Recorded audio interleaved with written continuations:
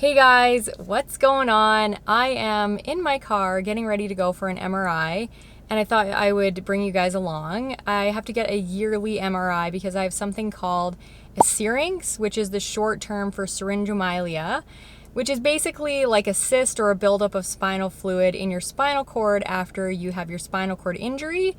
I found mine when I was, I think, a year post-injury, and I was getting really weak and I couldn't, transfer. I wasn't getting any stronger, and it was just really strange. So we got kind of worried about it. We went to the doctor. They had to take my hardware out in my back, so I had to have a surgery to take that out so I could have an MRI, because back then you couldn't have titanium rods in your back when you have an MRI.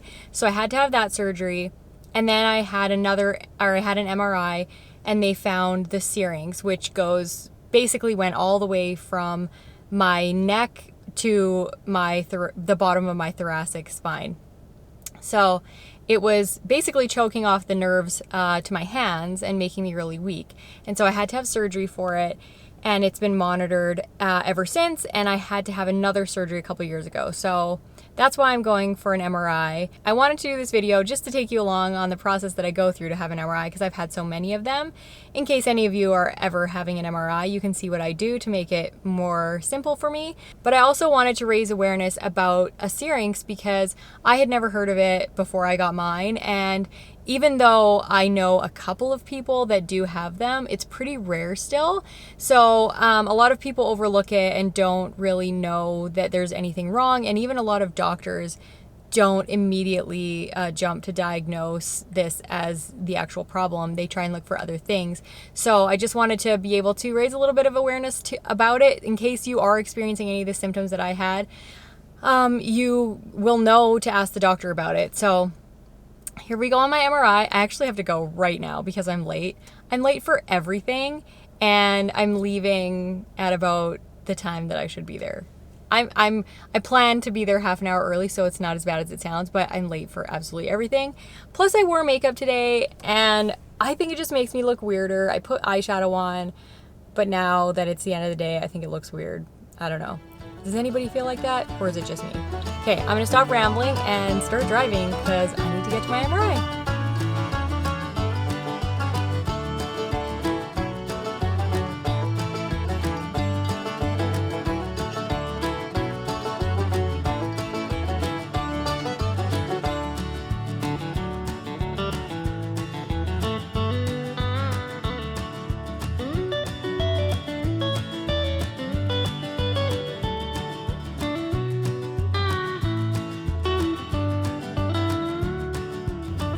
Always tells me to leave early, and this is why. Huge accident in front of me. Whoops.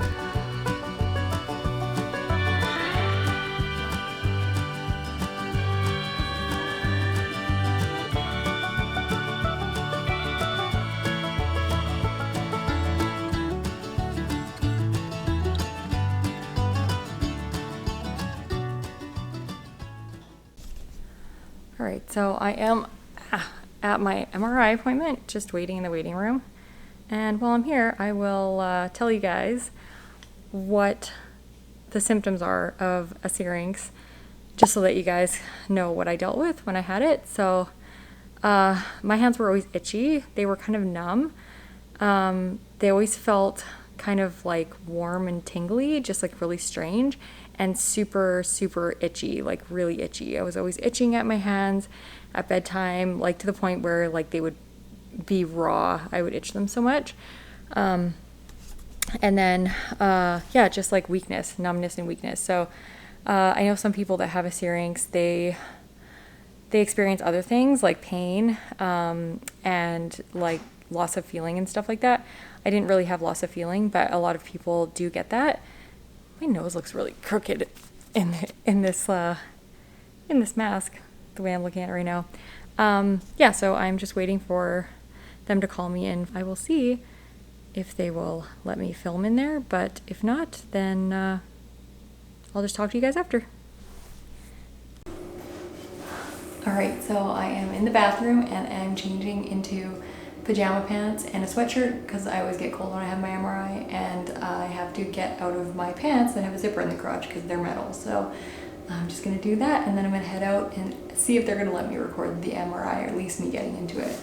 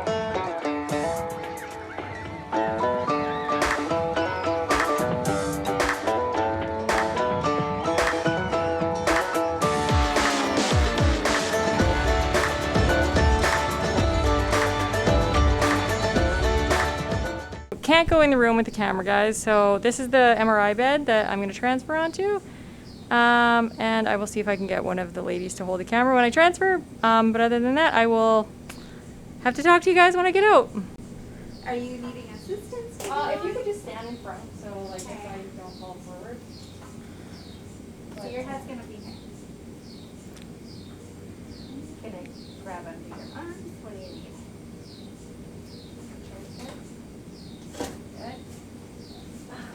Yeah. Oh, this bed, sorry. The brakes don't work very good at this top. Good. There. Sorry. Good.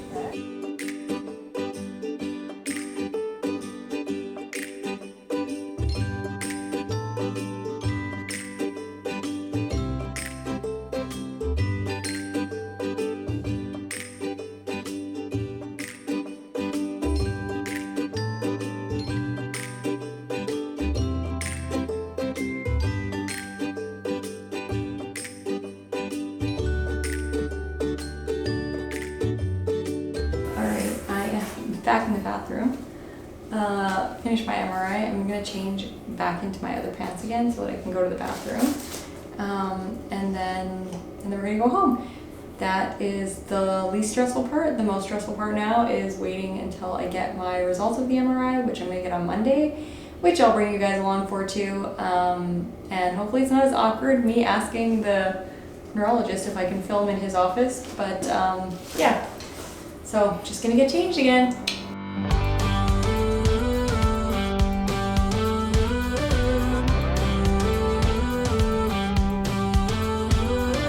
Do you ever feel you don't get out what you're putting in?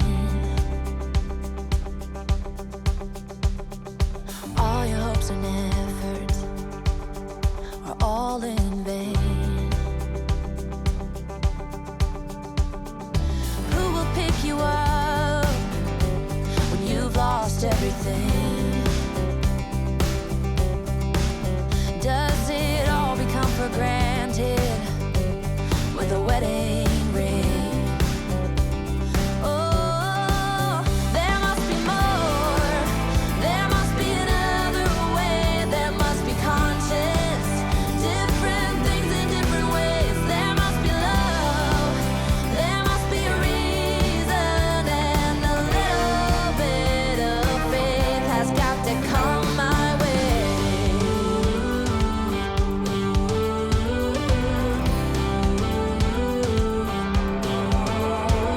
I was just a little girl when my mama used to say, ooh, happiness requires work every day.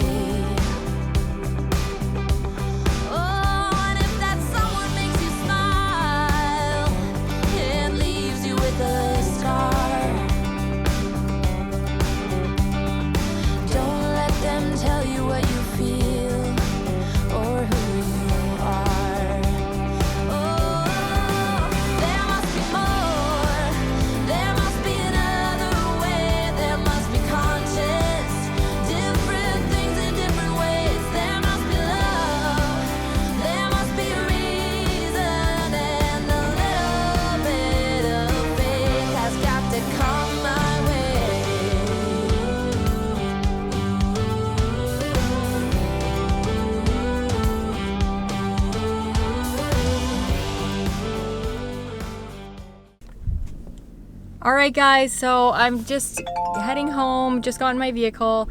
I will bring you guys along with me when I go to my neurologist appointment on Monday to get the results of my MRI. I will find out whether my Syrinx is stable, whether it's gotten worse, whether it's gotten better. Fingers crossed that it's either stable or it's gotten better. I visualize every night it totally disappearing. Yeah, I don't worry too much about it on the daily, but if it gets worse and they can't fix it with surgery, because I always put a shunt in to drain it, then the prognosis is basically just slow loss of function. So I think eventually for me that would mean being a quadriplegic, which is really scary, to be honest. I know that I have lots of friends that are quadriplegics and I see how awesome their life is and how they get along really well, but it's still really scary. I think it's just like an able-bodied person looking at me and thinking, oh my God, her life is so hard. You know, to be truthful, I think that about people that are quadriplegics, and so it scares me a little bit, the thought of it, but I know whatever happens, I'll be fine. So yeah, we'll see. I'll see you guys on Monday.